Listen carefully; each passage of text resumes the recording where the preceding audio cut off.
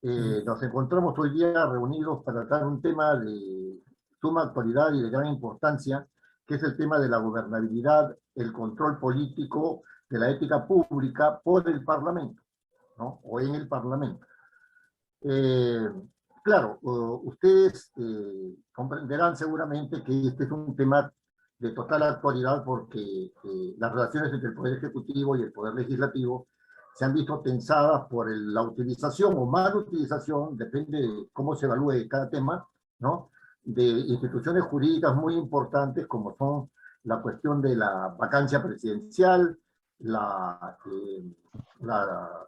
dimisión del presidente de la República o su renuncia, ¿no? El tema relacionado con la cuestión de confianza y también el tema de la acusación constitucional contra el propio presidente. Claro que estos no son los únicos instituciones jurídicas que están digamos, en boga, sino que también los ministros son objeto de estas instituciones también los ministros, ¿no? Y aparte funcionarios de los organismos constitucionales autónomos. Pero bueno, este es un tema del cual el doctor César Delgado Gembes tratará esta noche, y yo en lo personal quiero decir lo siguiente, ¿no?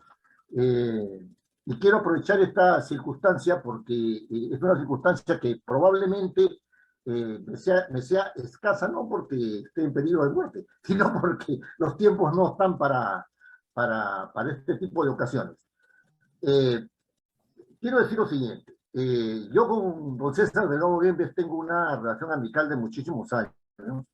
Quiero dejar constancia de eso, pero además quiero dejar constancia de su indesmayable trabajo al interior del Parlamento. Yo soy testigo de excepción, ¿no? De la preocupación del doctor Delgado por la institucionalidad del Parlamento desde el Parlamento mismo. Yo quisiera que todos ustedes, si me lo permiten, ¿no? Le diéramos la oportunidad de expresarse al doctor Delgado sobre el tema que nos convoca, ¿no? Pero al mismo tiempo que sea una manifestación de homenaje para él, porque yo, como vuelvo a repetirles, en lo personal, tengo una deuda, ¿no es cierto? Tengo una deuda amical con él, ¿no? Por su buena voluntad para conmigo y además por su amistad, con la cual me honra. De manera tal que a través de la consultora, cuyo gerente general es don Arturo Landaure, eh, quiero dejar constancia de este agradecimiento a don César y pedirle que haga uso de la palabra sobre el tema que nos ha convocado. Tiene la palabra don César Delgado. Buenas noches, muy buenas noches. Yo soy muy malo para hacer cualquier tipo de referencias protocolares, ceremoniales, y la verdad no hago más que, por lo tanto, por ahora agradecer la oportunidad que me brinda Pepe y Arturo para exponer un tema que resulta de primer interés en la vida política nacional. El tema que voy a desarrollar se llama la gobernabilidad y el control de la ética pública en el Congreso peruano. Para desarrollarlo, el objetivo que me propongo es aplicar estos conceptos al caso específico de los pedidos de vacancia presidencial por permanente incapacidad moral. Hay muchos otros casos en los que el Congreso tiene competencias relacionadas con temas de ética pública. Pepe Oviedo acaba de hacer mención a algunos, como podrían serlo la investidura, pueden serlo las acusaciones constitucionales y otros casos en los que puede removerse altos funcionarios.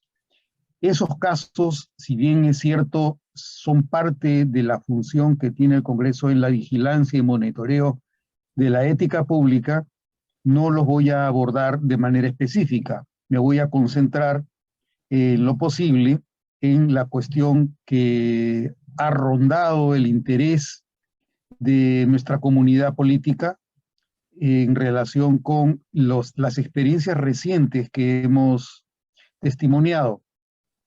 Nunca antes han habido tantos casos de pedidos de vacancia presidencial como los que hemos constatado recientemente.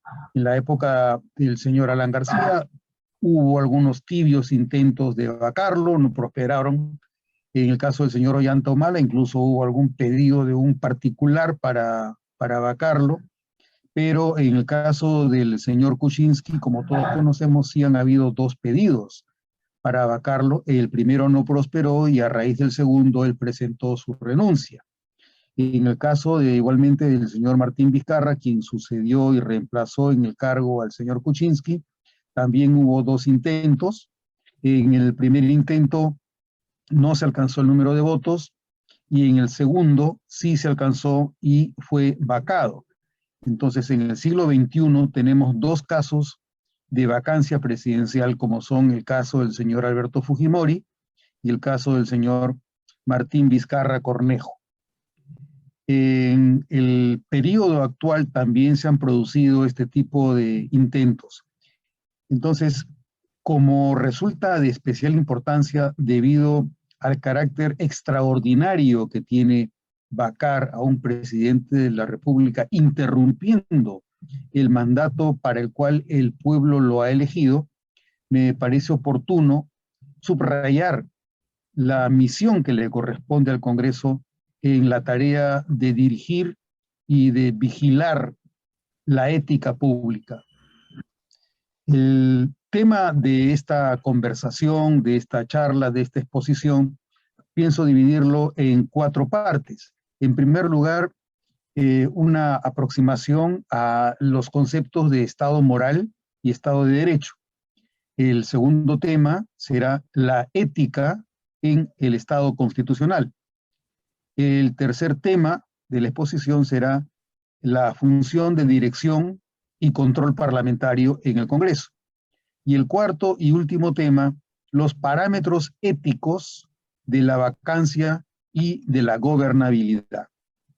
Para empezar entonces, cuando nos encontramos ante el tema del Estado de Derecho y el Estado moral, nos ubicamos ante un tema bastante delicado porque supone la interacción o la supuesta interacción entre derecho y moral, y a este efecto hay quienes asumen y sostienen que existe una relación necesaria entre la norma, entre el derecho y la moral. Afirman que no hay norma jurídica que no sea además una norma moral. Esta relación necesaria es la que proclama y defiende sobre todo el iusnaturalismo.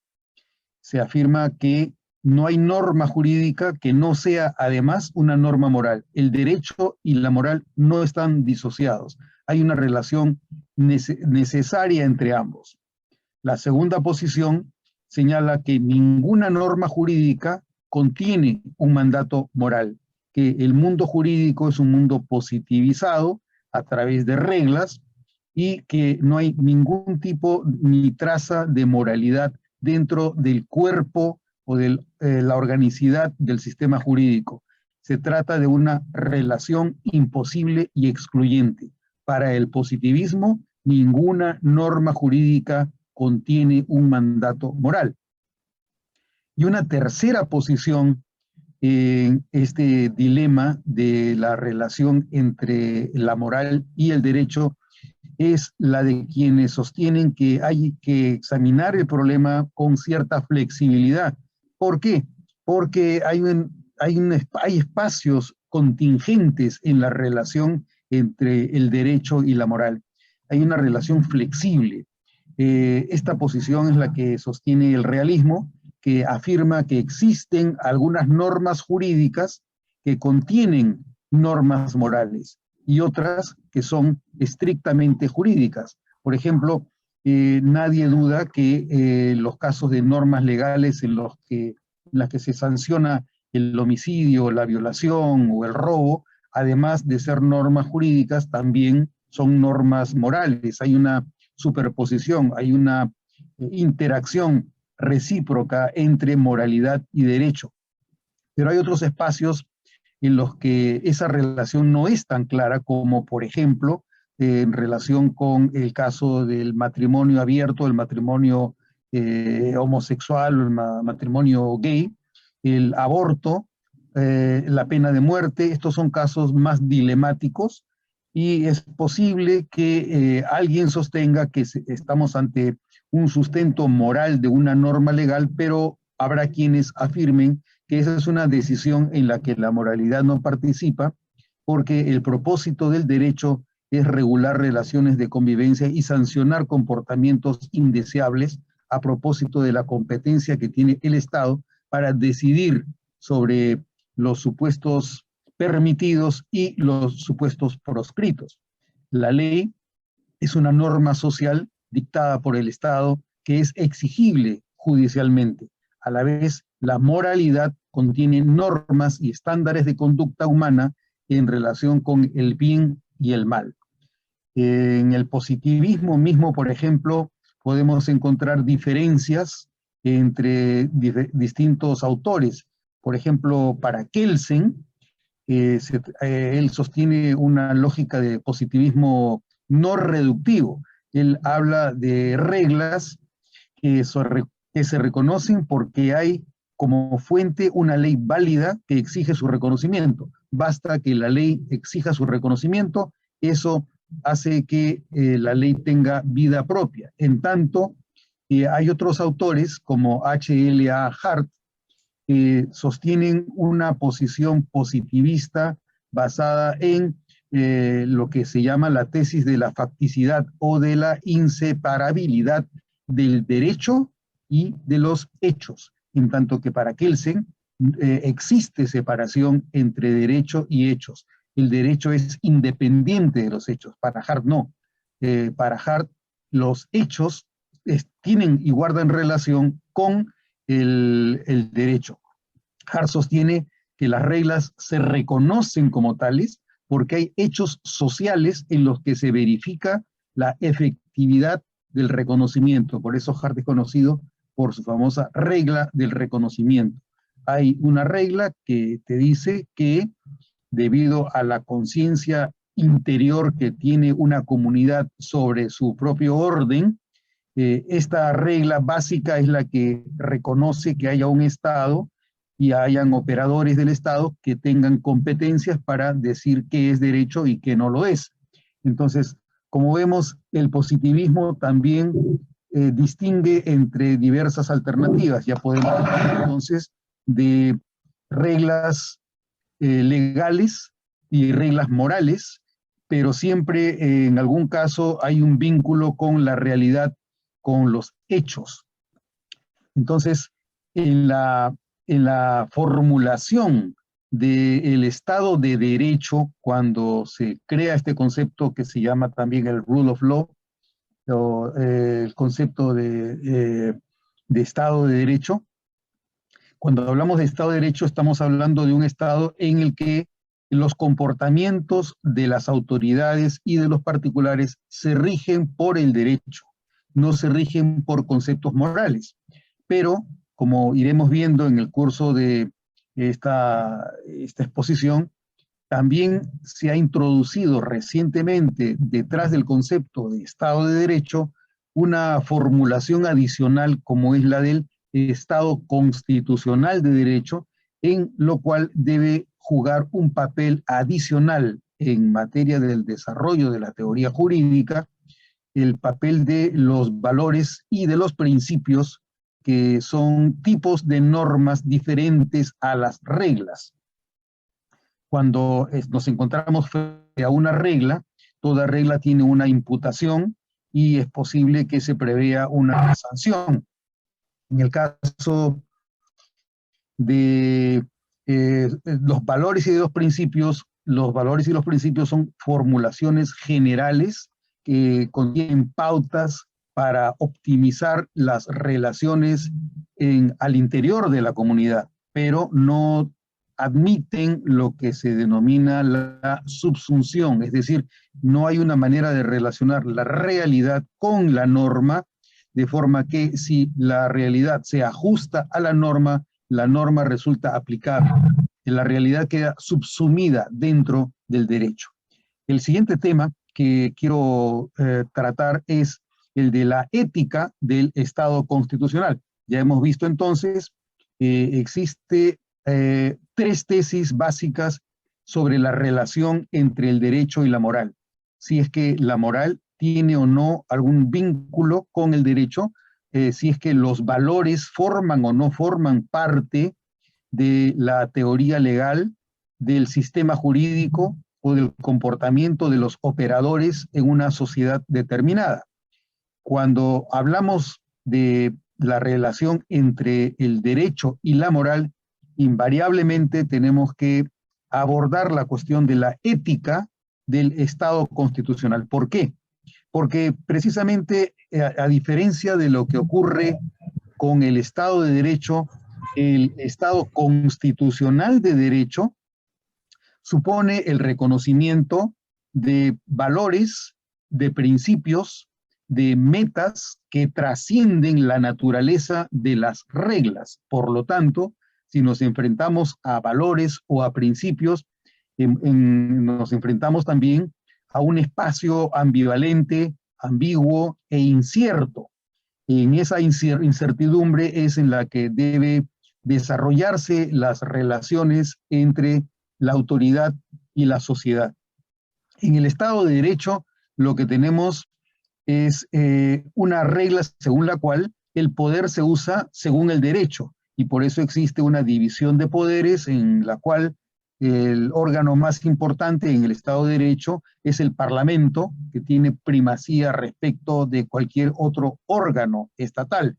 El juez, dentro de la lógica del Estado de Derecho, se debe limitar únicamente a subsumir al hecho en la norma, en tanto que en la teoría del Estado constitucional de derecho, ante lo que nos encontramos es frente a la constitucionalidad de toda forma de derecho. Podemos hablar, por ejemplo, de la constitucionalización del derecho penal, del derecho tributario, del derecho registral, del derecho de títulos valores.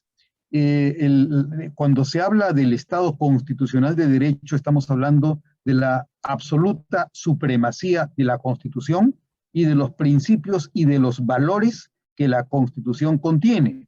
Entonces, para que esta Constitución mantenga la supremacía que se le adjudica, es preciso que se le dé un espacio a la naturaleza de los valores y de los principios que ella contiene, con los riesgos que la incertidumbre, que la ambivalencia y que la ambigüedad genera, riesgos de incertidumbre, ambigüedad y ambivalencia que son propios de la esfera de la moralidad y de la ética. Para, sin embargo, disminuir los riesgos de la incertidumbre, también se adjudica al concepto de Estado constitucional del derecho ciertas características, como la rigidez constitucional, que supone que la Constitución no puede ser modificada sino de acuerdo a una cláusula de reemplazo que contiene la propia Constitución. A la vez que esta Constitución tiene una rigidez que impide la modificación irregular de su texto, el control de constitucionalidad permite reconocer a una figura distinta a la que nos trajo el Estado de Derecho. El Parlamento compite con otro órgano que es la justicia constitucional, el Tribunal Constitucional, que tiene a su cargo la definición de la constitucionalidad de los actos de cualquier autoridad. La primacía del juez constitucional es una de las características centrales del Estado constitucional de derecho. Estas son las dos principales formulaciones del Estado constitucional, y en ellas estamos advirtiendo que la ética constitucional abre las normas al espacio abierto y flexible de la interpretación del contenido de los valores y de los principios constitucionales.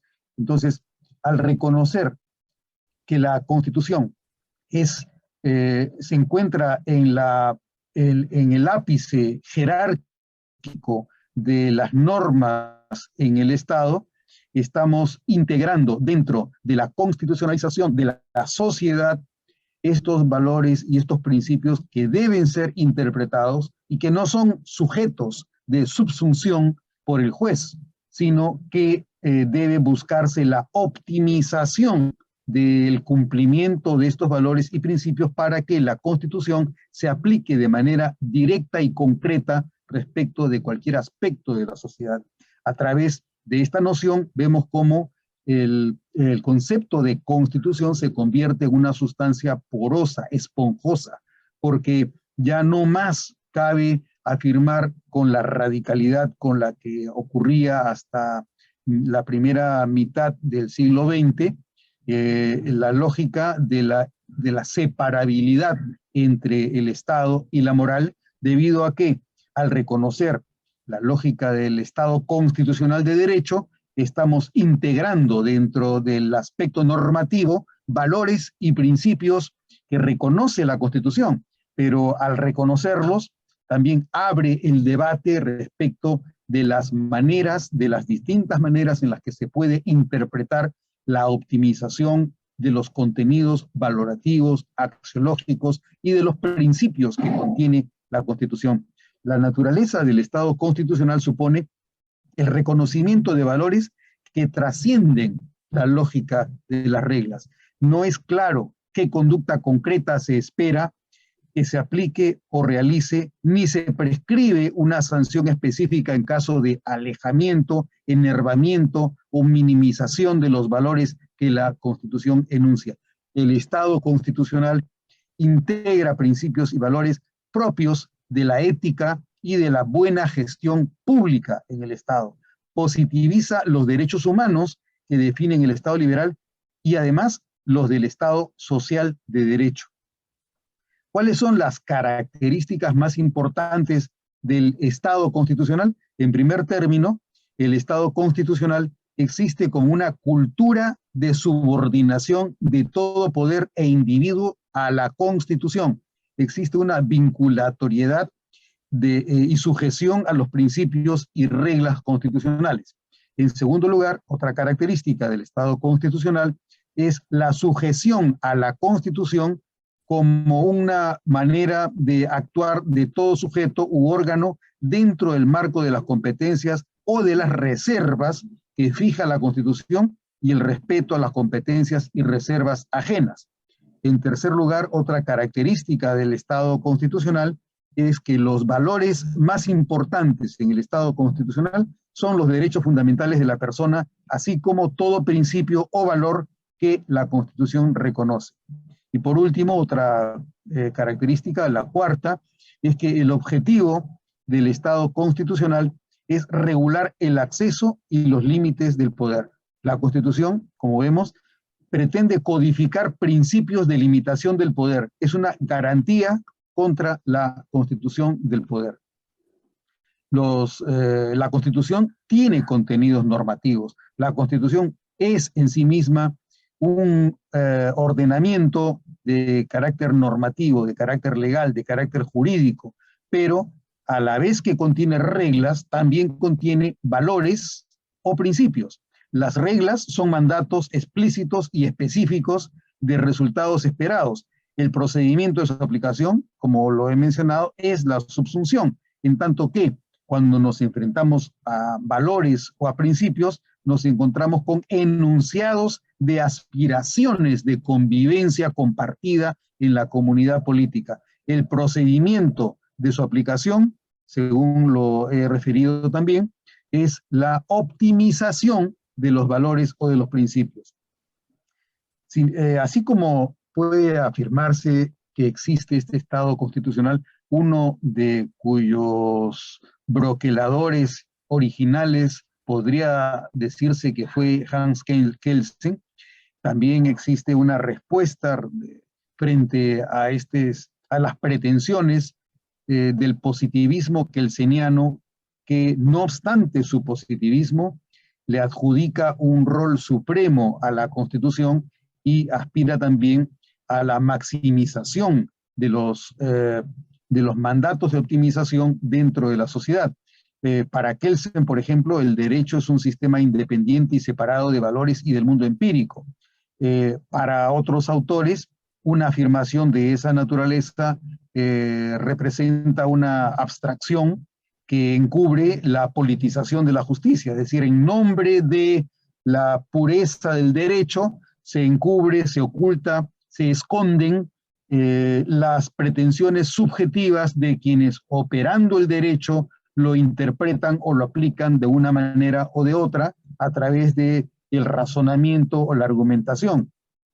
De la misma manera, cuando Kelsen habla de la supremacía de la Constitución, diciendo que todo el orden normativo se funda y deduce de su validez, para otros autores, esta afirmación de que la Constitución es un bien supremo es una forma de antropomorfizar alegóricamente la norma, como si la norma fuera un sujeto.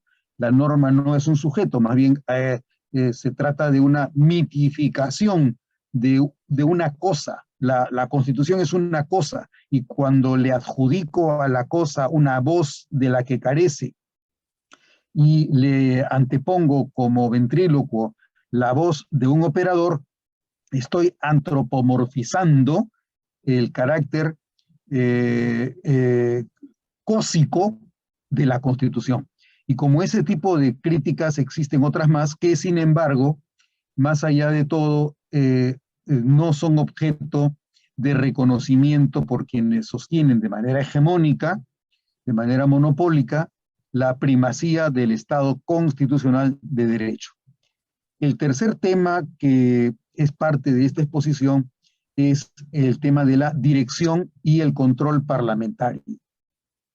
Como todos conocemos, existen órganos en el Estado que supervigilan el ejercicio regular de las funciones que la Constitución les reserva y les asigna.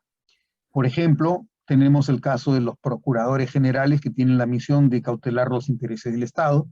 Tenemos la función del Ministerio Público, que tiene una facultad sancionatoria o punitiva. Su competencia fundamental es examinar la naturaleza penal de la inconducta de las personas en nombre de la sociedad, a diferencia de la Procuraduría, que lo hace en nombre del Estado. Tenemos también la Contraloría General, cuya facultad tiene naturaleza fundamentalmente supervisora y consultiva, porque examina la gestión o el manejo regular de recursos y de bienes por los funcionarios públicos. Y por último, también tenemos como competencia de carácter contralor la competencia del Congreso, que ejerce funciones de control político, constitucional y también moral, al examinar el desempeño político y constitucional de las atribuciones estatales. Para centrarnos en las competencias específicas de dirección y de control parlamentario, podemos mencionar algunas funciones que tiene el Congreso que le dan este rol director y conductor de las políticas públicas. El Ejecutivo es cierto que es el principal director de las políticas públicas, pero el Congreso no es ajeno al desempeño de estas funciones. Estas funciones las desempeña el Congreso a través, por ejemplo, según lo señala el artículo 130 y el artículo 132 de la Constitución, en la designación y en la remoción de ministros. Todos sabemos que el gabinete tiene que concurrir al Congreso para que el Congreso defina si es que le otorga o no le otorga la confianza, y a la vez el gabinete puede concurrir a su discreción al Congreso, previa coordinación naturalmente, para solicitar un voto de confianza. Y adicionalmente el Congreso puede censurar al gabinete. El Congreso, por lo tanto, tiene competencia para dirigir políticas públicas en la medida en la que tiene participación y colaboración en el proceso de designación, así como de remoción de los ministros. De igual manera, el artículo 161 de la Constitución señala que el Congreso puede designar y remover al defensor del pueblo. El día de hoy, por ejemplo, se ha presentado una moción de orden del día en la que se propone la creación de una comisión multipartidaria para proceder al reemplazo del actual defensor del pueblo, el señor Walter Gutiérrez Camacho.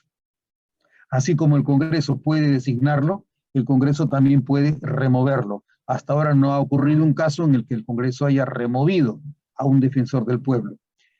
El artículo 82 de la Constitución le reconoce al Congreso la facultad de designar y de remover al Contralor de la República.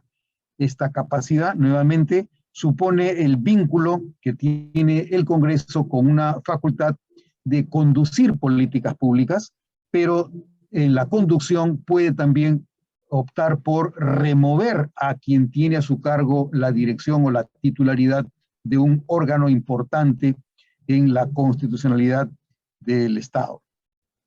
En los artículos 86 y 87, la Constitución reconoce al Congreso la posibilidad, la facultad de ratificar al presidente del Banco Central de Reserva, de designar a 3 directores del Banco Central de Reserva y a la vez la competencia de remover a todos los directores, incluido el presidente, cuando existe una falta grave.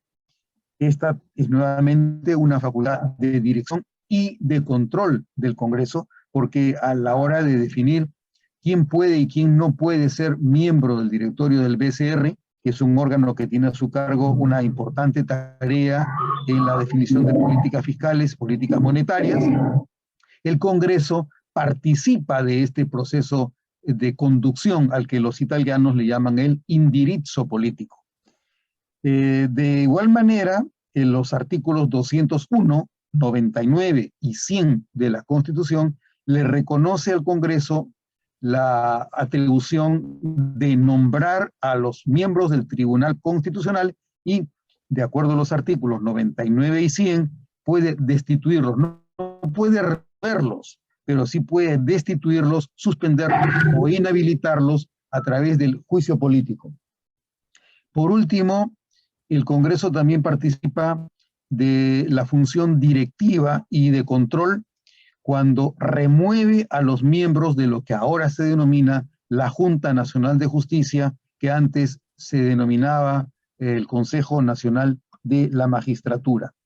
Vemos, por consiguiente, que el Congreso tiene estas importantes funciones de dirección a la hora de definir quién puede ser titular y quién está impedido de serlo en la dirección de los principales órganos constitucionales. Cuando se refiere al presidente de la República, tenemos 3 casos básicos, entre otros, en los que el control de la ética pública también debe asumirlo el Congreso cuando, en lo que se refiere al mantenimiento, a la permanencia del presidente de la República. El Congreso puede, por ejemplo, cesar al presidente de la República por ausentarse del país sin su autorización o por no retornar dentro del plazo que le da permiso para que se ausente el Congreso de la República. El presidente de la República además puede ser denunciado ante el Congreso por las causales previstas en el artículo 117 de la Constitución, el que señala los casos específicos en los que cabe denunciar y acusar al presidente de la República y por consiguiente podría en casos extremos suspenderlo, inhabilitarlo o destituirlo. Y además el Congreso también puede vacar al presidente de la República durante su mandato por incapacidad moral permanente. Frente a la figura del presidente de la República, sin embargo, hay que tener presente el estatus que la Constitución le reconoce o le asigna. Este estatus está reconocido en diversos artículos de la Constitución y tiene que ver con la cláusula de indemnidad, pero a la vez los modos en los que la responsabilidad que le corresponda al presidente de la República en materia penal o en materia constitucional deben ser asumidos por órganos subrogatorios. En el régimen político peruano, el presidente de la República, a la vez que es jefe del Estado, es jefe del gobierno. Eso lo disponen los artículos 110, 118 y 121 de la Constitución. Como se trata del jefe de gobierno, el presidente debiera ser quien se dirija al Congreso para solicitar el voto de confianza. Sin embargo, este no es el caso porque el responsable políticamente, de acuerdo a la Constitución, es el gabinete respecto de la función que tiene el presidente de la República como jefe de gobierno.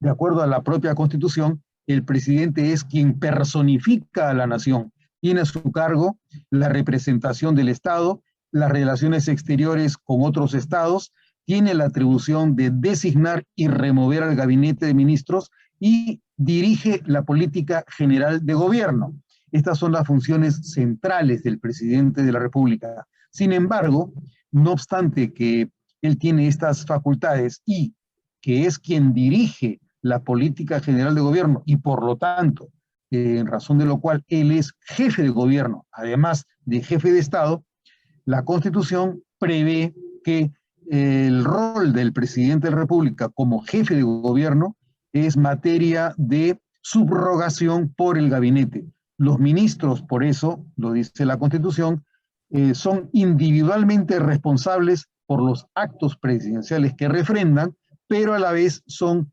solidariamente responsables por los actos delictivos y violatorios de la Constitución o de las leyes en que incurra el presidente de la República. Esto lo señala de manera explícita el artículo 128 de nuestra Constitución. Decía que la manera en la que el presidente de la República puede ser, en principio, objeto de una denuncia o de una responsabilización es a través de su gabinete. Pero el principio que genera la indemnidad del presidente de la República está contenido en el artículo 117 de la Constitución, que es en el que se señala la irresponsabilidad del presidente de la República como parte de nuestra forma de gobierno, de nuestro régimen político. El artículo 117 de la Constitución señala que el presidente de la República solo puede ser acusado durante su periodo por traición a la patria, por impedir las elecciones presidenciales, parlamentarias, regionales o municipales, por disolver el Congreso, salvo en los casos previstos en el artículo 134 de la Constitución, y por impedir su reunión o el funcionamiento tanto del Congreso como los del Jurado Nacional de Elecciones u otros organismos del sistema electoral. Por lo tanto, este artículo, el artículo 117, impide el inicio de cualquier proceso acusatorio contra el presidente de la República durante su periodo. La restricción comprende los procesos parlamentarios, así como los judiciales.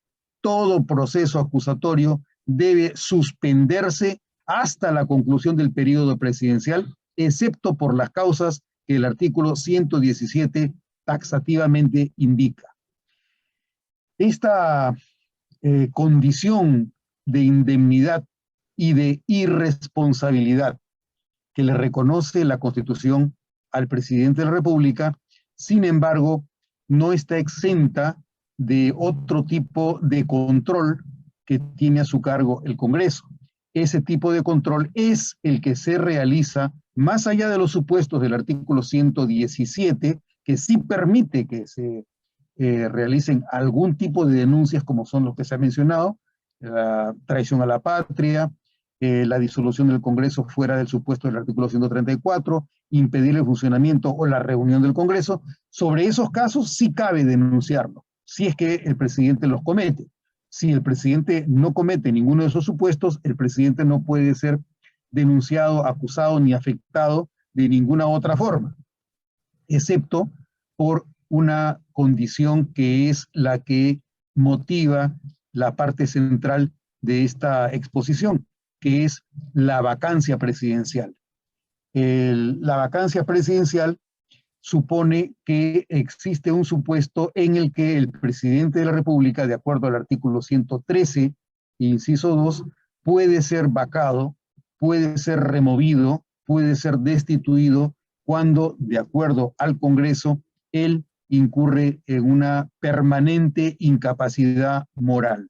Por lo tanto, la indemnidad presidencial, la irresponsabilidad presidencial, no blinda la impunidad ética ni la atrofia moral del presidente de la República. Existe una ética constitucional que es la que puede vigilar el Congreso durante su desempeño en el ejercicio del periodo que le corresponde. La ética constitucional supone reglas como la verdad y la transparencia, así como la interdicción de la arbitrariedad o el conflicto de intereses, que son algunos de los valores que son parte de la ética constitucional. El cuarto y último de los temas que es parte de esta exposición es el que he denominado los parámetros éticos de la vacancia y de la gobernabilidad. En este acápite, bajo este tema, debo referir y debo concentrar mi atención fundamentalmente en el caso de la vacancia y la relación que pueda tener la vacancia con conceptos como la gobernanza o la gobernabilidad. Todos somos testigos de cómo la prensa ha cubierto en los últimos meses la gestión del actual presidente, el señor Pedro Castillo Terrones. Todos sabemos que diversidad de órganos periodísticos, tanto televisivos, radiales como escritos, han hecho mención a el porcentaje de la población que desaprueba la gestión presidencial. Las referencias que han aparecido en portadas señalaban que al señor Castillo Terrones no le interesa la seguridad, que él estaba jalado en la lucha anticorrupción, se le pide que renuncie y que la población siente un repudio total contra el presidente de la República, porque se supone que, de acuerdo a las declaraciones que prestó ante un periodista, Fernando del Rincón, en CNN, él había reconocido que él estaba aprendiendo el ejercicio de la función presidencial, y a propósito de este ejercicio, también se le reprochaba al presidente de la República un número significativo de empresas quebradas, la situación delicada en las secciones de emergencia en los hospitales, el cierre de mineras legales, crisis de corrupción, emergencia en colegios y universidades, el quiebre de la economía y el número elevado de desempleados. Estas son las imputaciones que circulan en la sociedad fundamentalmente como parte de una opinión pública que es construida a través de los medios de comunicación. Más allá de la influencia que puedan tener los medios en la formación del proceso decisorio en el Congreso, es importante desde el punto de vista institucional referir cómo así es que el Congreso interviene en la modificación prematura del periodo por el cual es elegido el presidente de la República. La Constitución señala en el artículo 113 las causales de vacancia.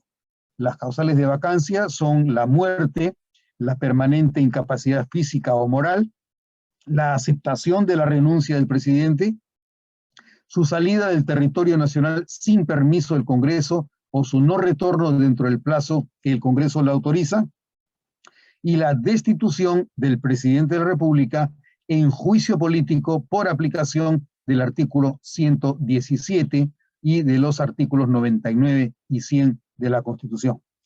A la vez que estas son las causales de vacancia, la Constitución también prevé causales de suspensión, que tienen que ver con el cese temporal del presidente de la República, conforme lo menciona el artículo 114 de la Constitución.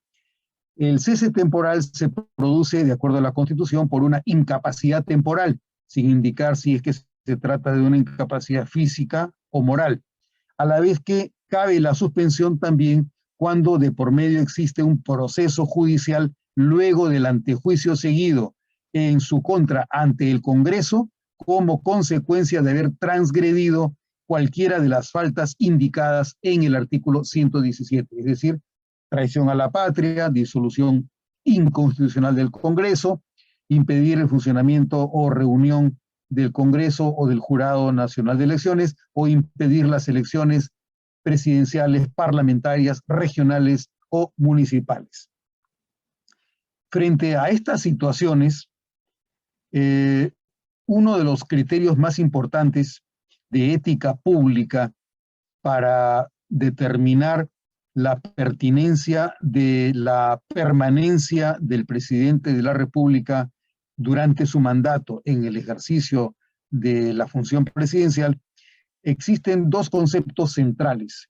Por un lado tenemos la gobernabilidad y por otro lado la gobernanza. Son dos conceptos que se pueden implementar, pero que tienen orígenes diferentes. La gobernabilidad supone que se puede gobernar fortaleciendo las competencias institucionales de las capacidades de los gobiernos, mejorando sus instrumentos, desbloqueando las facultades gubernamentales.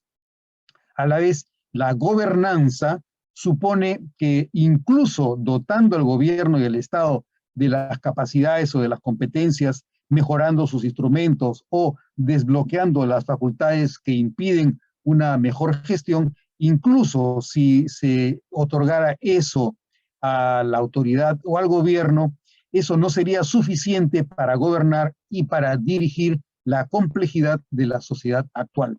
Entonces nos encontramos ante dos momentos diferentes en los que surge cada uno de estos dos conceptos. El concepto de gobernabilidad surge como consecuencia de la crisis del Estado interventor, surge como consecuencia del avance de la globalización, de la erosión de la autonomía y de la crisis del Estado-nación, surge como consecuencia del crecimiento de desigualdades transversales y territoriales, así como del desarrollo de la conciencia del pluralismo social, étnico y religioso, así como de la crisis generalizada de valores culturales y políticos. Esa es una etapa concreta en la cual aparece el desarrollo y el concepto de gobernabilidad. La gobernabilidad pretende dotar a los gobiernos de mejores instrumentos para optimizar su gestión. La gobernabilidad tiene que ver con la optimización de los procesos de gestión de los gobiernos desde el punto de vista institucional a través de sus instrumentos y de sus procesos. A diferencia de la gobernanza surge después, surge como concepto después de la gobernabilidad. Al contrario, surge como consecuencia del repliegue del Estado, del debilitamiento de la estatalidad. La gobernanza surge como consecuencia del desarrollo de las privatizaciones, de la desregulación y de las reformas liberales como fórmulas de ajuste y de adelgazamiento del Estado. Y por último, la gobernanza también surge como consecuencia de la pérdida de la capacidad de los gobiernos para dirigir la sociedad por la desvinculación que existe entre el gobierno o el Estado y la sociedad. La gobernanza precisamente surge como una teoría que trata de incluir a la sociedad en los procesos de toma de decisión gubernamental. La gobernabilidad y la gobernanza son formas de acción del gobierno y de gestión pública del Estado y trascienden, por lo tanto, a la sola aplicación de la Constitución por las instituciones y las autoridades estatales. Nos encontramos ante esos espacios abiertos, inciertos, flexibles, ambivalentes, que permiten la intervención del Estado y de la autoridad con el objetivo de generar una mejor gestión pública de los servicios a la sociedad. La Constitución se materializa a través de la vigencia y de la aplicación de principios de gobernabilidad y de gobernanza. No hay oposición entre la vigencia de la Constitución y los valores que representan los conceptos tanto de gobernabilidad como de gobernanza. Vale decir de la optimización de los instrumentos y los procesos para gestionar mejor las tareas públicas y en los servicios estatales, como la participación de la sociedad en la integración de la sociedad dentro del Estado para que las decisiones estatales permitan incorporar las percepciones de la sociedad en los mecanismos de toma de decisión estatal. Quienes gobiernan son calificados constitucionalmente según índices en los que se integran los principios de gobernabilidad y de gobernanza.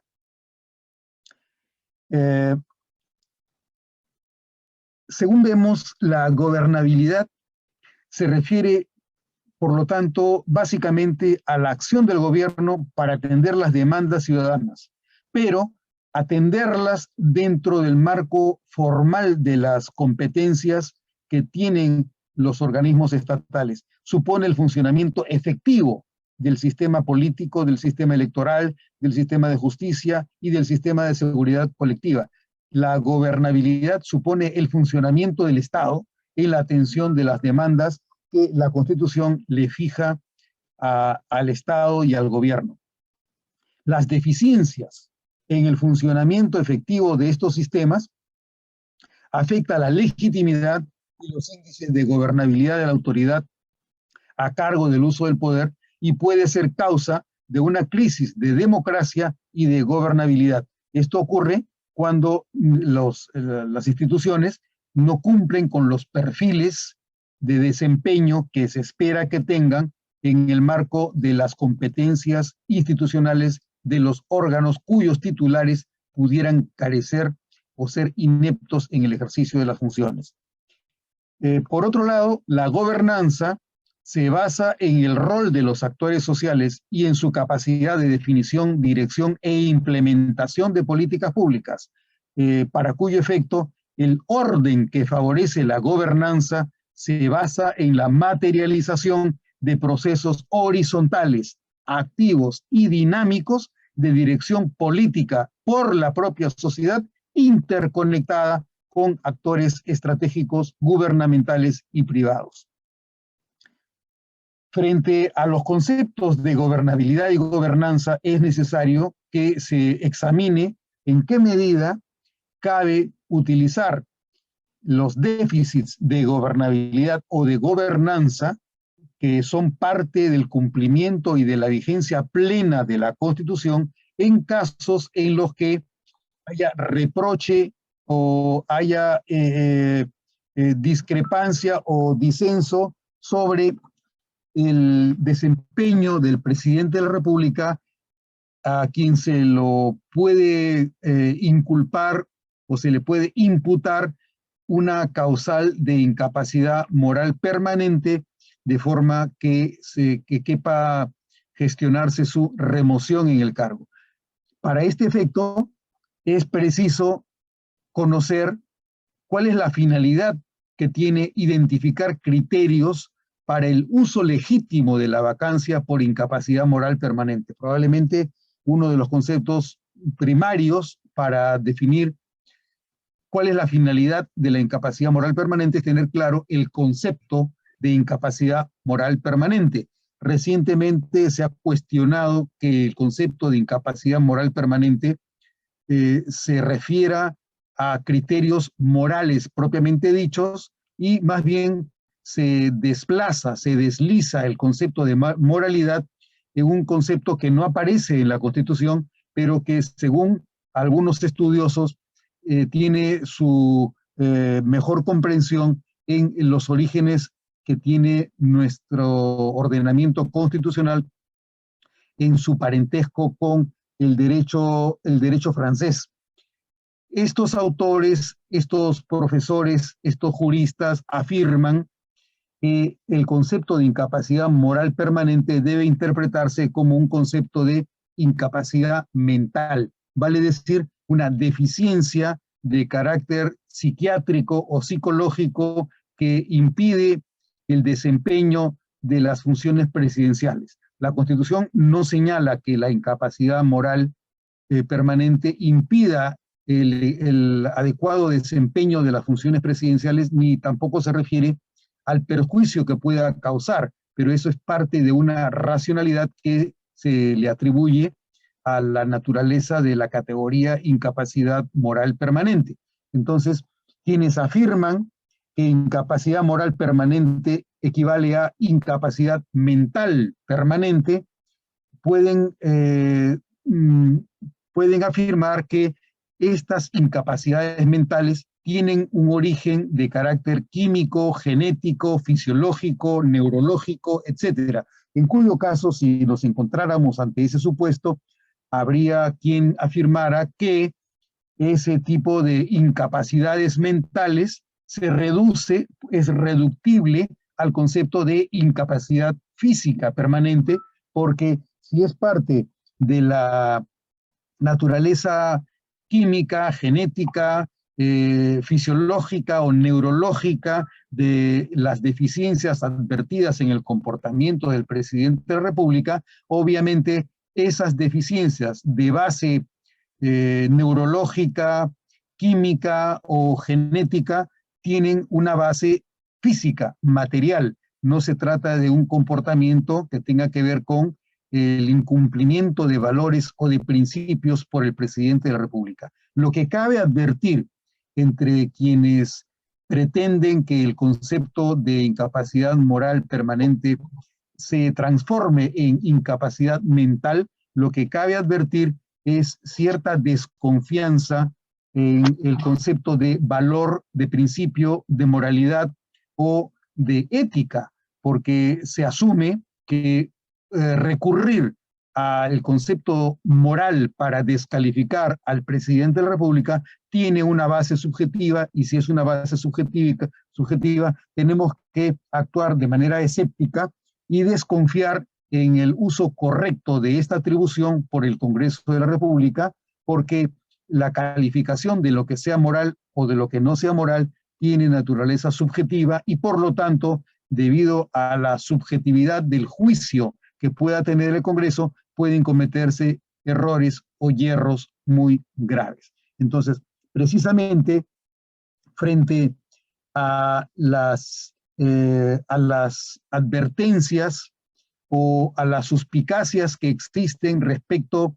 del incorrecto uso que puede cometer el Congreso al recurrir al concepto de incapacidad moral permanente, es que es preciso tener presente estas características que permiten que el juicio del Congreso, siendo sobre la incapacidad moral del presidente de la República, no sea un juicio arbitrario y más bien sea un juicio adecuadamente justificado y fundamentado a partir de las convicciones que existen entre quienes tienen la competencia constitucional para definir si debe o no vacarse al presidente de la República, de removerlo del cargo y por lo tanto de destituirlo prematuramente sin que llegue a terminar su periodo o su mandato. ¿Cuál es entonces nuevamente la finalidad de identificar criterios para el uso legítimo de la vacancia por incapacidad moral permanente? En primer lugar, evitar precisamente la arbitrariedad en un marco definido y circunscrito.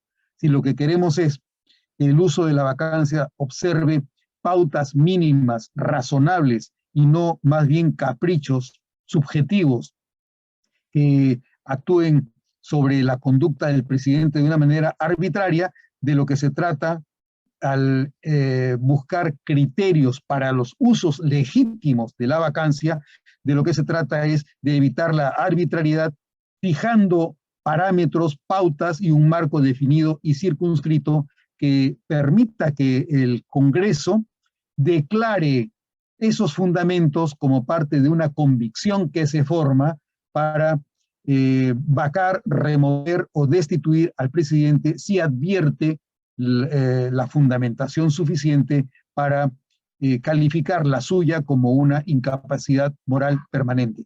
En segundo lugar, también es una finalidad de identificar criterios para el uso legítimo de la vacancia, establecer pautas que garanticen mínimos de predecibilidad y margen de discrecionalidad en el uso del poder tanto del presidente como del Congreso. Si se señalan cuáles son los criterios para el uso legítimo de la vacancia, obviamente conocerlos de antemano permitirá predecir y señalar límites al margen de discrecionalidad con el que pueden operar tanto el presidente de la República como el Congreso. En tercer lugar, una tercera finalidad de identificar criterios para el uso legítimo de la vacancia es reducir la ambigüedad en el ámbito de las competencias orgánicas en los procesos parlamentarios. Si formulamos parámetros para enderezar, para dirigir correctamente el uso de las competencias del Parlamento en materia de ética pública, en materia de ética constitucional, bajo un Estado constitucional de derecho, lo que haremos será recortar los espacios ambivalentes de incertidumbre y de ambigüedad en los que cabría que se hiciera un ejercicio irregular del poder y de la competencia parlamentaria para desprenderse de quien no existen suficientes bases o certezas como para removerlo.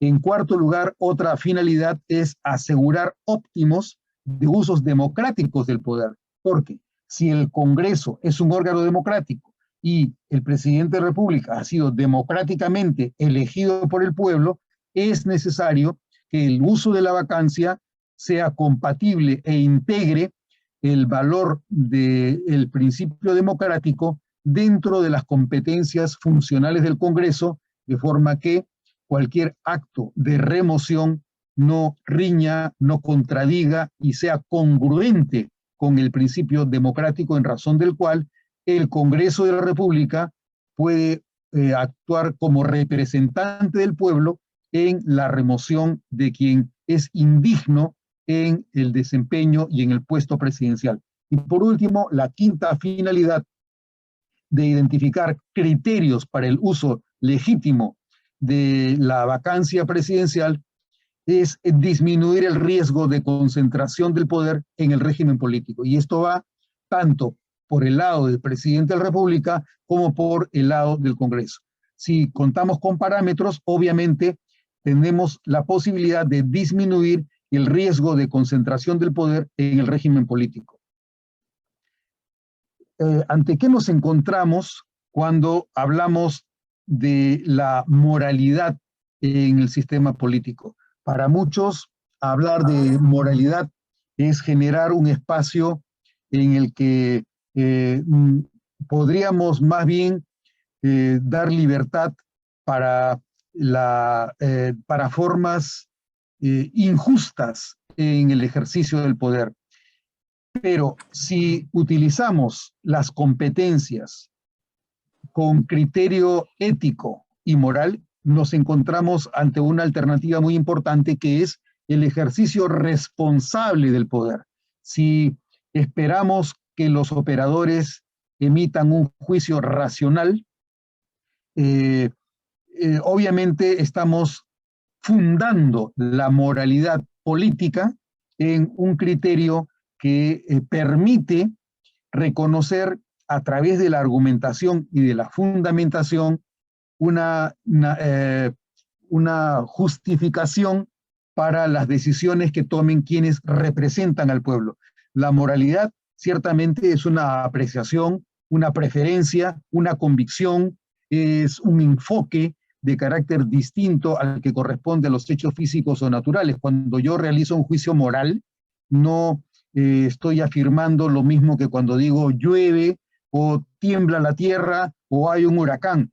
No estoy describiendo un hecho inconcuso que nadie puede dudar. La moralidad siempre es sujeta a diferentes perspectivas, diferentes modos de interpretar las conductas. Sin embargo, lo que hace correcto y verdadero un juicio moral es la definición de los fundamentos con los cuales yo califico como buena o como mala una conducta, afirmando que mi apreciación es verdadera o es falsa según cómo estructure el juicio racional que tengo respecto de las conductas que califico como buenas o como malas. El juicio moral se basa en una calificación que nace de la conciencia del individuo, del sujeto, del órgano, sobre las exigencias de la interacción colectiva, de la relación con el entorno natural y de la relación del hombre con su propio mundo interior. Finalmente, el juicio moral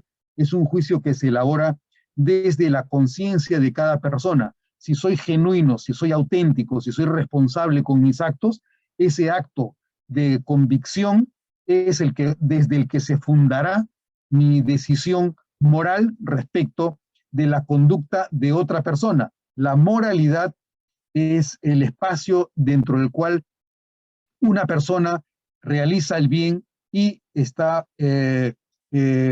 cuestionada si es que realiza el mal. La moralidad es el ámbito en el que las conductas se definen no si son válidas o inválidas, como ocurre en el derecho, sino si las conductas son buenas o si son malas. Y ese espacio de calificación bueno o malo, si bien lo realiza el sujeto y por lo tanto es un juicio subjetivo, el que lo realiza el sujeto no quita que la definición de los comportamientos como buenos o como malos carezca o no carezca de fundamento. La moralidad es el espacio natural de la fundamentación de la conducta humana y por lo tanto no puede quedar al margen de la vida política. Los juicios sobre el bien y sobre el mal son juicios de naturaleza política y son juicios morales. Los juicios morales no pueden quedar excluidos cuando se debe determinar si quien conduce al país, si quien dirige el Estado se comporta de acuerdo a estándares que, de acuerdo a la representación nacional, son estándares que llevan al país hacia su bienestar o, por el contrario, lo lleva y lo precipita hacia su abismo. La verdad moral no es, por lo tanto, un hecho físico ni objetivo, no tiene sustento empírico, es un hecho moralmente fundamentable, narrable, argumentable, que se comparte o que no se comparte en una colectividad. Lo más importante es que independientemente de que se comparta o que no se comparta, que se fundamente y que se fundamente a partir de la verdad y con responsabilidad. Por eso, si el Congreso tiene la responsabilidad de decidir sobre una situación tan extraordinaria, tan grave como es la remoción del presidente de la República a partir de criterios éticos, la pregunta es cómo evitar el desvío en el juicio moral sobre la capacidad del presidente de la República. La descalificación del presidente de la República por incapacidad moral permanente es una construcción a la que se llega y en la que se concluye como consecuencia de la deliberación y de la argumentación sobre el bien y sobre el mal, o sobre la corrección o incorrección de conductas que se ajustan o que riñen con valores constitucionales. El parámetro de corrección en la moralidad de la conducta presidencial es su adecuación o no adecuación a la ética pública que fija en su sustento el Congreso de la República. El sustento y la argumentación política del Congreso de la República se sujeta a parámetros de constitucionalidad que se basan o se sustentan en valores y en principios explícitos que contiene o que se derivan implícitamente del texto constitucional. Los principios son parte esencial de la Constitución que constan en pautas o formulaciones amplias de carácter general, cuya aplicación es normativamente vinculante y exigible. Los principios constituyen un límite indisponible en el sistema normativo. No se puede prescindir de los principios. Los principios están contenidos en la Constitución porque deben optimizarse en la vida pública del país. Esa es la razón de ser de la capacidad que tiene el Congreso de guiar su fundamentación a partir de valores o de principios contenidos en la Constitución que le permiten calificar o descalificar la actuación del presidente de la República a partir de pautas de moralidad que se deben basar en la fundamentación de hechos y de juicios que el Congreso formula para calificar o descalificar las conductas del presidente de la República.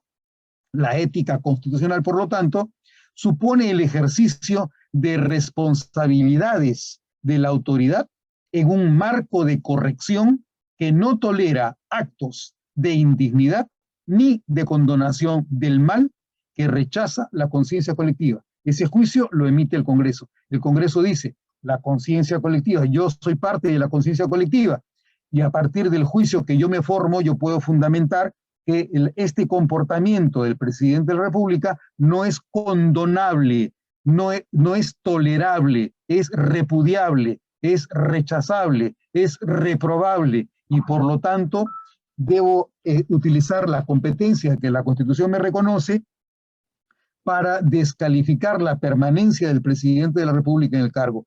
El eje elemental de la ética constitucional es, por ejemplo, la alternabilidad y la proscripción de toda forma de concentración de poder, el ejercicio transparente de la autoridad, la rendición de cuentas y el uso del poder con fines colectivos sin beneficio de interés particular alguno.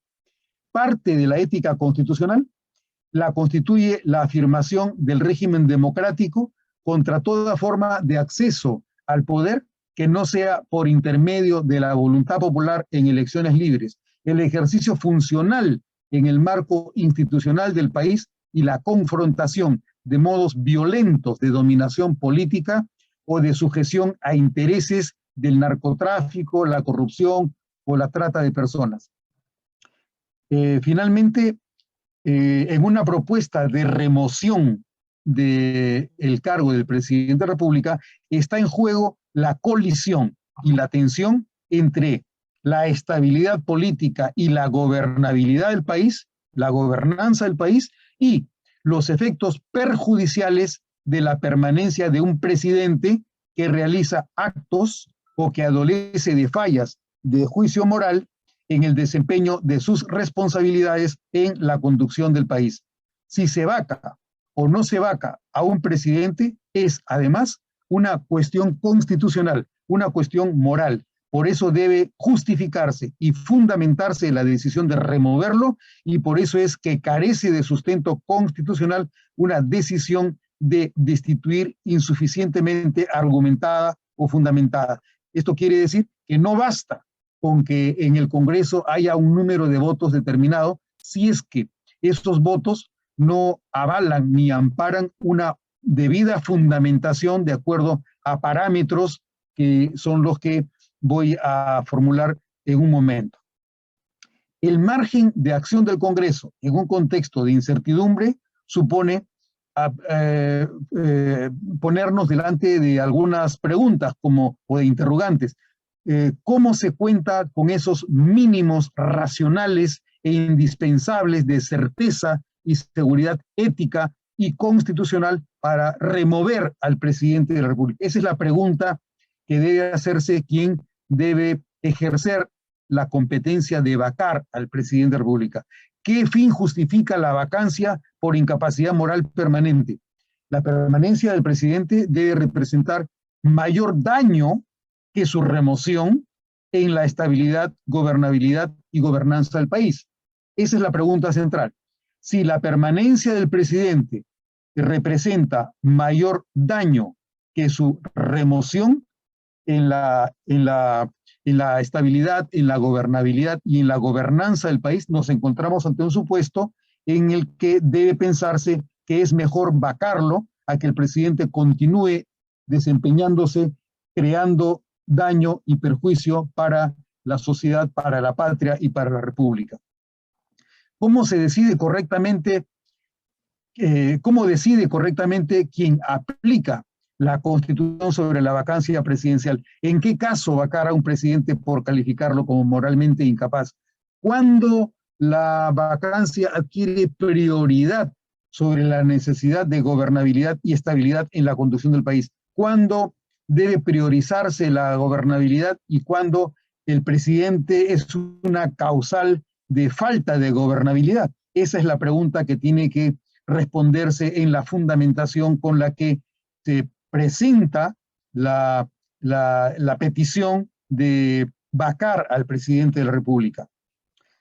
Existen valores comprometidos en la decisión y argumentación sobre la vacancia por incapacidad moral. El ejercicio moralmente idóneo de la jefatura y del gobierno por el presidente de la República, por un lado, y la estabilidad, seguridad y gobernabilidad en la dirección del país y del Estado, por otro lado. Existe, pues, entonces, una duda ante la cual el Congreso tiene que tomar una decisión. La duda es en qué magnitud nos encontramos, de qué forma el presidente es, al contrario, un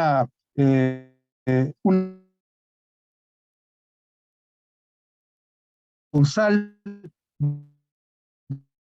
de ingobernabilidad o de falta contra la gobernanza. ¿Hasta qué punto el presidente, a preguntas como qué actos y qué tipo de conducta son significativamente perjudiciales, dañinas o lesivas en grado tal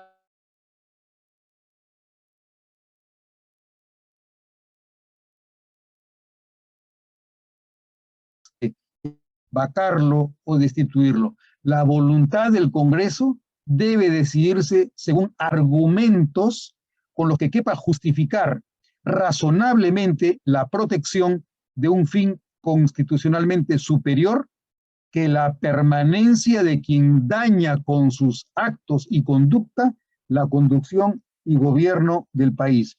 Este es el criterio central que debe argumentar el Congreso.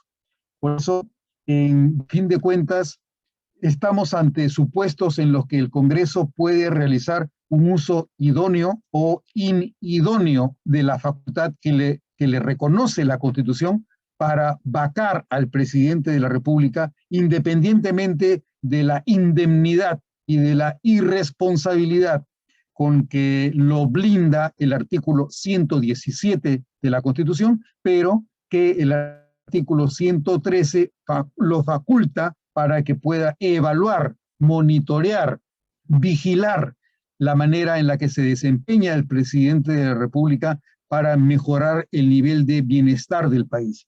El uso idóneo de la vacancia por incapacidad moral permanente se justifica sin que la enunciación que voy a realizar tenga un carácter,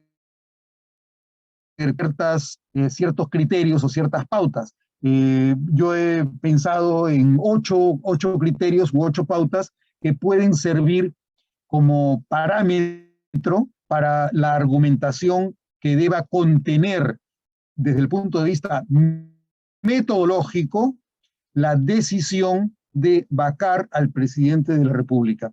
Estos criterios son, en primer lugar, reconocer que la vacancia es una herramienta que se basa en la excepcionalidad de su uso. No es un uso corriente o ordinario, sino que, por el contrario, debe utilizarse solo como última ratio, como la última de las oportunidades, recursos para poder optimizar la conducción del país.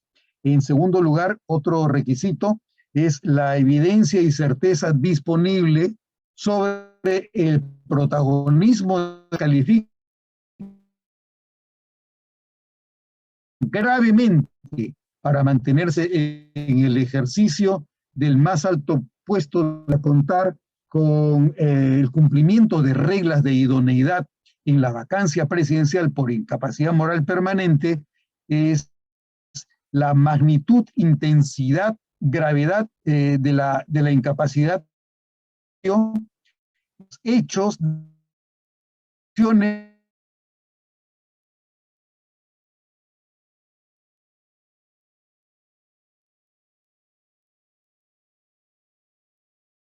en los solo lugar o una mención sería el carácter permanente que se advierta en el mal uso del juicio moral o la permanencia de inconductas moralmente reprensibles e incompatibles con el puesto. En quinto lugar, cabe pensar como un criterio adicional en la idoneidad y eficiencia de la medida, es decir, de la vacancia, frente a otras alternativas previstas en el sistema político para conjurar el daño y los riesgos que representa la permanencia del presidente moralmente incapaz. En sexto lugar, en la necesidad inaplazable de adoptar la medida de expulsión del presidente del puesto que ocupa impropiamente.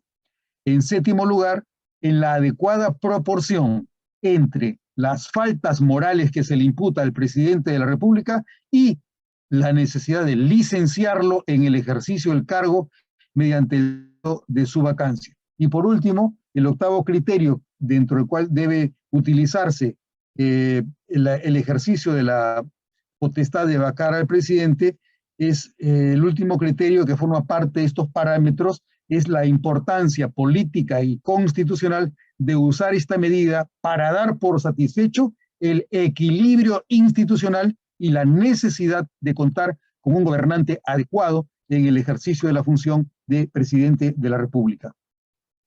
Puede afirmarse, ya para terminar, que la decisión de vacar al presidente de la República por permanente incapacidad moral es objetivamente verdadera si se basa en la convicción de que, a partir del marco de pautas o parámetros sugeridos, las razones y argumentos que ofrece, declara y manifiesta para vacarlo el Congreso son razones buenas y suficientes para justificar, sustentar y respaldar la decisión de que se deba vacarlo.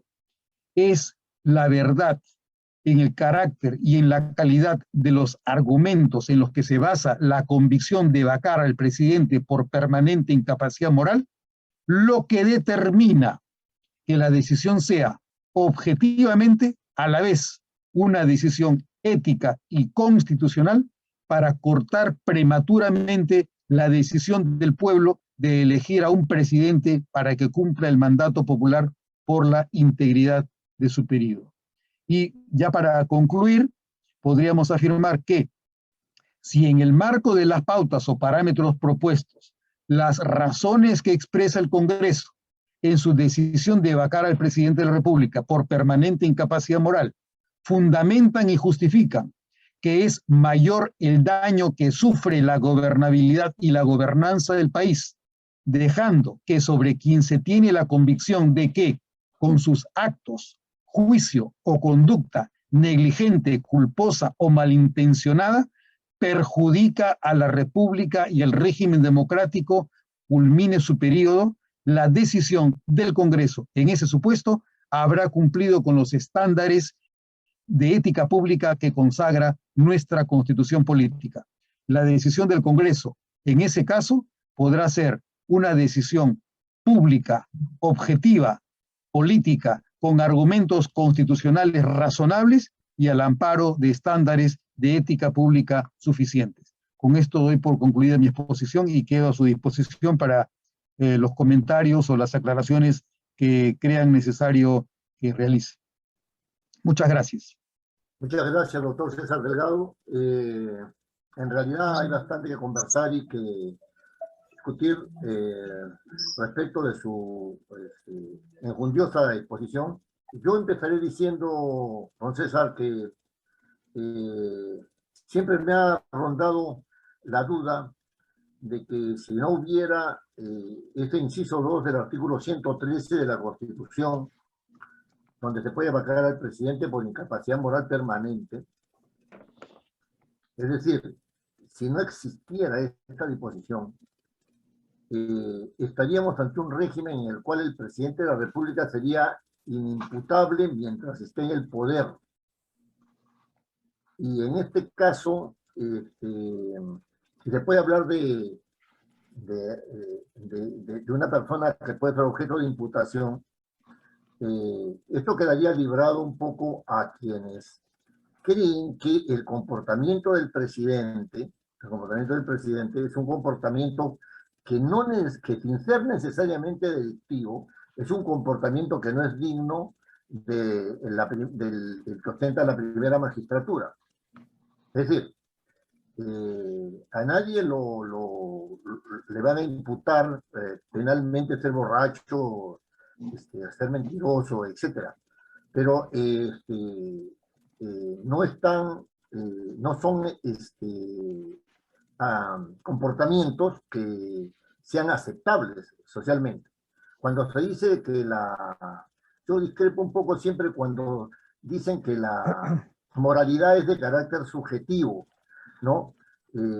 Porque la relación entre la objetividad y la subjetividad en el ámbito filosófico, esa separación tajante entre subjetividad y objetividad está cada vez más en entredicho. Pero sin tener en cuenta eso, la subjetividad tiene también un carácter social, ¿no es cierto? Es decir, la sociedad no acepta que un presidente sea ladrón, la sociedad no acepta que un presidente sea mentiroso, la sociedad no acepta que un presidente sea un borracho o que se presente desnudo, como es el presidente de Francia, ¿no es cierto? Uno de los presidentes de Francia, ¿no? Por lo cual fue vacado, ¿no? Pero el punto es ese. Entonces, dos preguntas. La primera pregunta es, ¿cree usted que si no existiera esta disposición dada en el inciso 2 del artículo 113 de la Constitución sobre la incapacidad moral, si no estuviera, estaríamos ante un régimen presidencial y por lo tanto no serían posibles algunas de las figuras jurídicas que provienen de los regímenes constitucionales? Esa es una primera pregunta.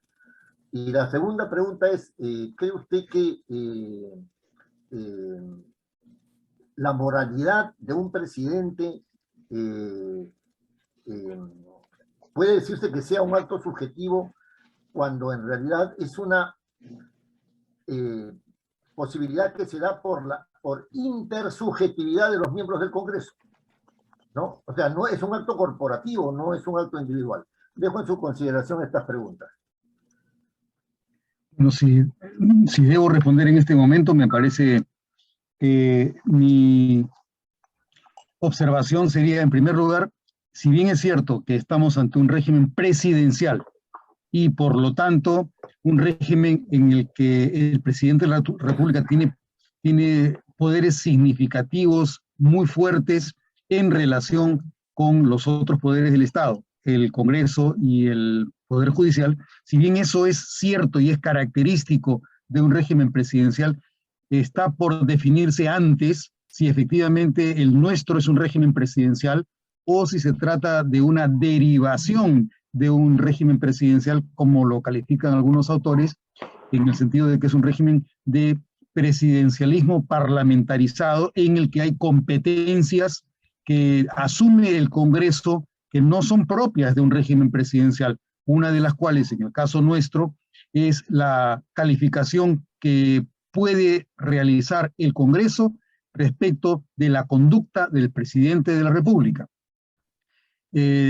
Cuando hablamos de la supuesta inexistencia del artículo 113, inciso 2 de la Constitución, es decir, si no existiera la posibilidad de remover al presidente por incapacidad moral permanente, la pregunta es si es que el que no exista esa opción a cargo del Congreso de la República, con todo el poder que ella significa, poder que por lo demás es semejante al que tiene el Congreso en la remoción de tantos otros altos funcionarios, empezando por el gabinete, el defensor del pueblo, el Contralor General de la República, los miembros del directorio del Banco Central de Reserva, y la propia destitución de los magistrados del Tribunal Constitucional, que no se puede realizar en ningún país de Europa continental, por lo menos.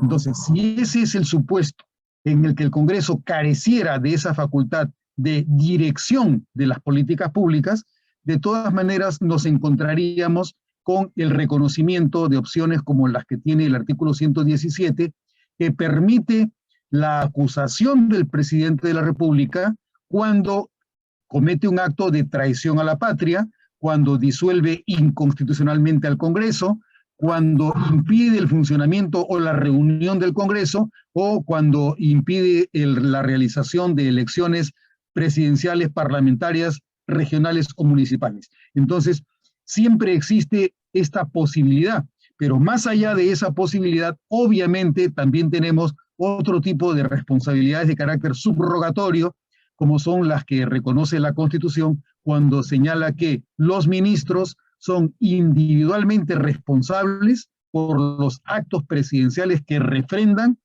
y son solidariamente responsables por los actos delictivos y violatorios de la Constitución en que incurra el presidente de la República durante su mandato. Entonces, obviamente, el presidente no se va a hacer cargo de esa posibilidad.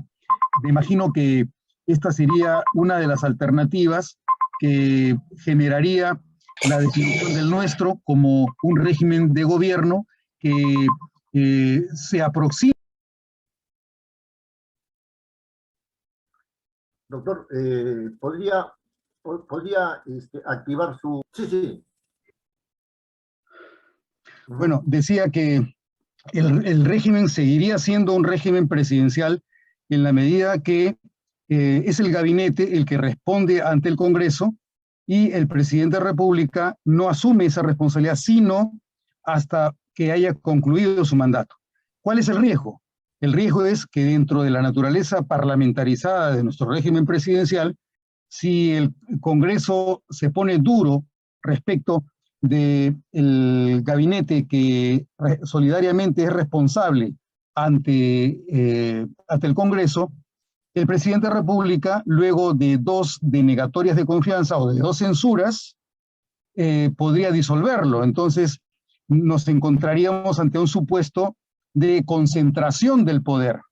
Como se ha señalado durante mi exposición, una de las bases de nuestro Estado constitucional y de la naturaleza de un régimen democrático es la proscripción de toda forma de concentración del poder.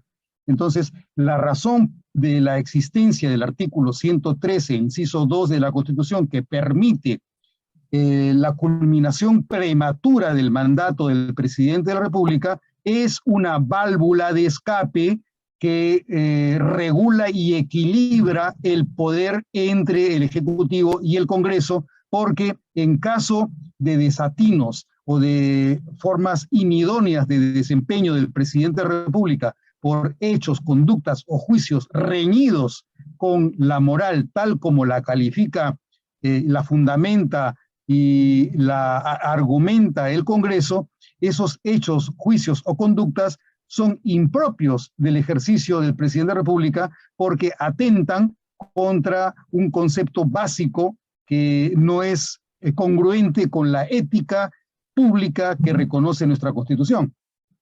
En cuanto a si la moralidad es o no es un acto subjetivo, precisamente se parte del supuesto de que la objetividad y la subjetividad son comportamientos, son nociones o conceptos estancos que no se interconectan unos con los otros.